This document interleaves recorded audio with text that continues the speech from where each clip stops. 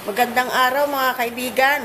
Nandito na naman ako. Lalakasan ko na yung boses ko kasi ang lakas na ulan sa labas. Hindi rin ako marinig. Ngayon gagawa po tayo ng palitaw with peeling. Ang peeling po natin, peanut butter. Supposed to be, yan po, nasa ibabaw lang. Pero nung minsan, gumawa ako, nilagay ko siya sa palaman. Napakasarap po siya.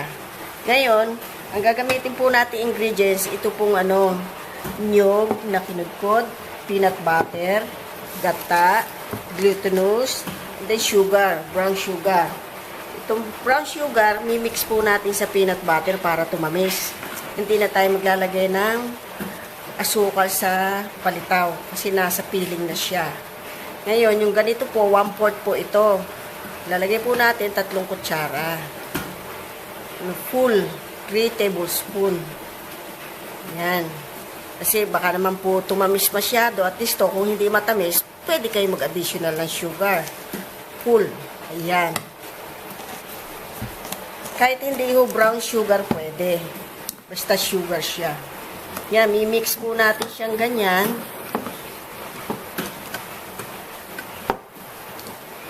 Yan.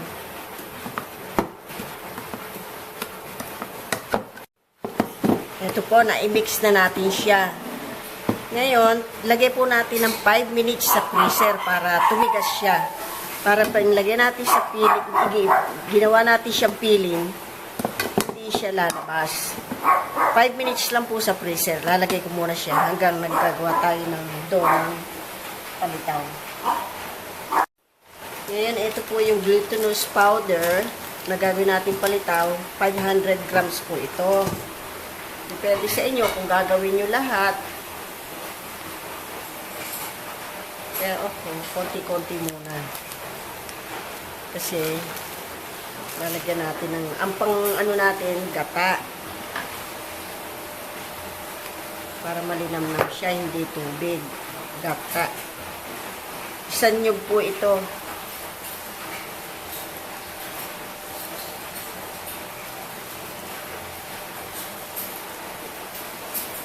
Ngayon, haluin na po natin siya. Yan, haluin muna natin siya ng ganyan.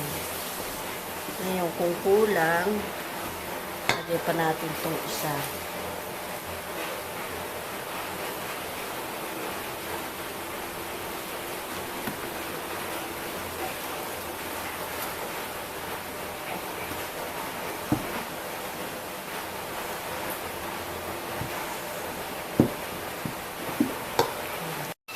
Ngayon, aanuhin na lang natin ang kamay para mas mabilis. Ngayon, mimix natin siya para makabuo tayo ng palitaw.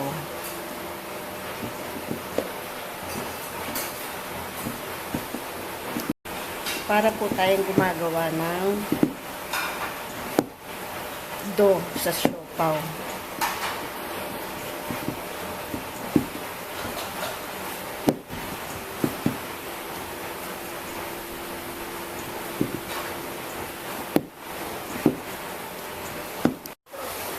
Ito po, na gindo na siya, gagawa tayo ng pare-parehong size na ball.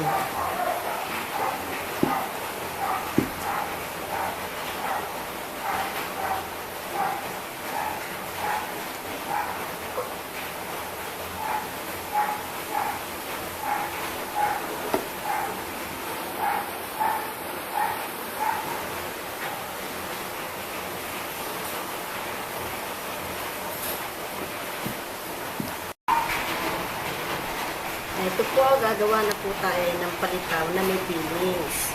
Para lang po tayo gumagawa ng siopaw, ando ng siopaw, ganyan. Kasi ang palitaw, palapad dati. Ngayon, naisipan kong gumawa nito nung last week. Naging successful, ang sarap. Nagustuhan ng mga anak ko sa bahay. Ganyan lang po siya. Sasarado po natin siya. Ganyan, ganyan. Tapos, ganyan lang siya. Tapos, bibilogin siya.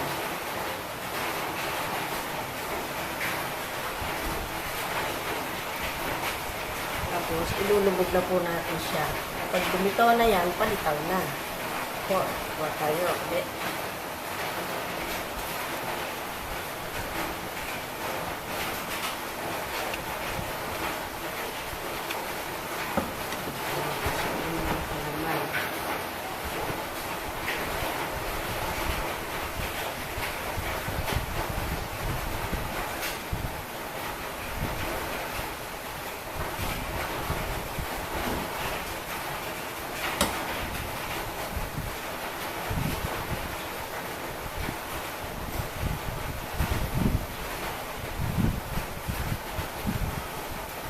Ganyan lang po yan, madali lang.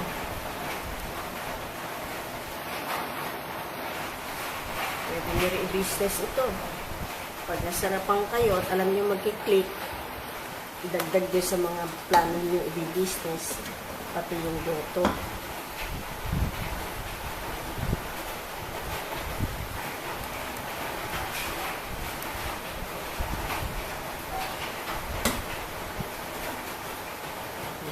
Madali lang naman siya isarado. Ganun lang naman siya.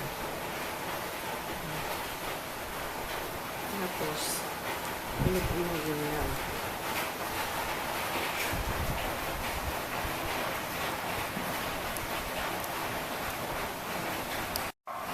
Ito po, lumutang na siya. Hindi lang siya makalutang masyado kasi malaki yung peelings niya. Ayan, igugulong na po natin siya dyan. Sa niyog. Ayan. Ayan. Mabigat siya. Pero lutang na siya. Gulong na yan.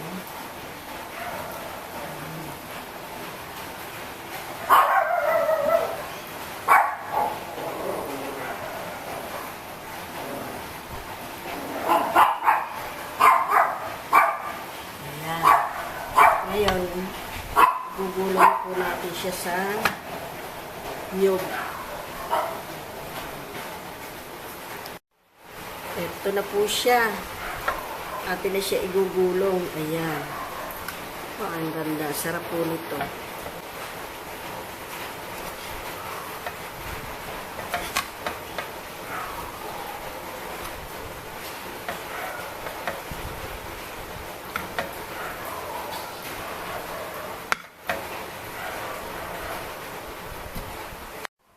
Ito na po ang ating palitaw with peeling.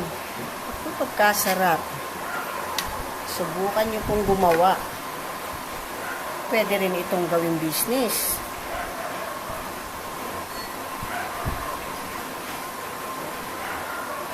Ay, kaganda.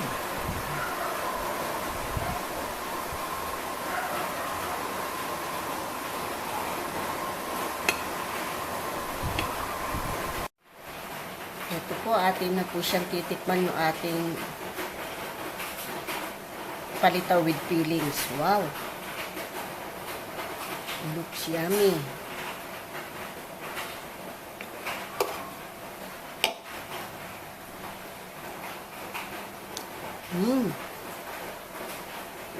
Kaya sweet.